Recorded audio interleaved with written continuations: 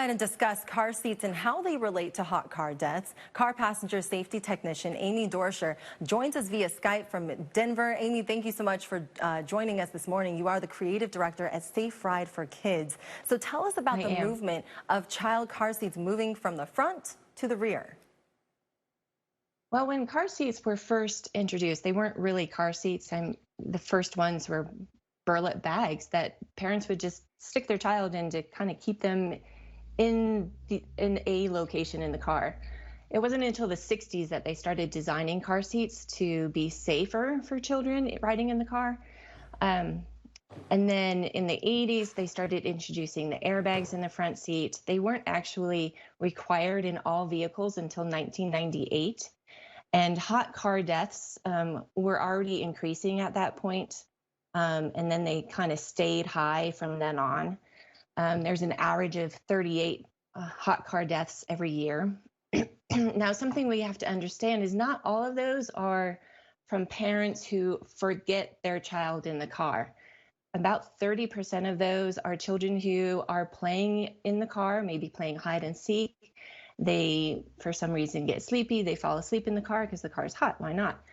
And then they end up being found later by their parents and they've perished. So we have to keep that into consideration also. Absolutely, Amy. So it's easy to judge and say it won't happen to me, so parents don't take the necessary precautions. But talk to us about what precautions can they take to prevent leaving their kid in the car?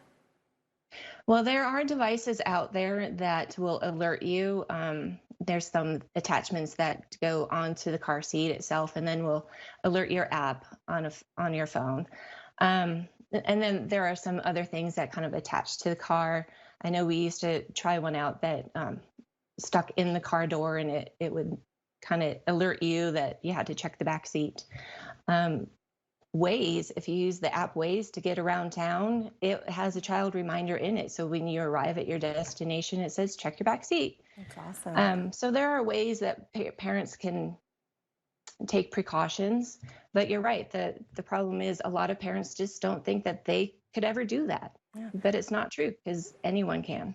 And unfortunately, we have about only 20 seconds left, but it did happen to you, but it didn't turn deadly. Can you tell us quickly your story? Sure, real quick. My husband was a firefighter, paramedic, and a car seat technician. And when our firstborn, he drove him in a car and he got out of the car and left him there, went into the office and realized, I don't have my son, and went back in the car and got him. He was only in the car by himself for about 2 minutes, and it was a cold, early spring day. So it wasn't a problem, but it can happen to anybody. Absolutely. Amy Dorscher, thank you so much for joining us today and telling us and sharing us your story. Here's your Buick, sir. Actually, that's my Buick.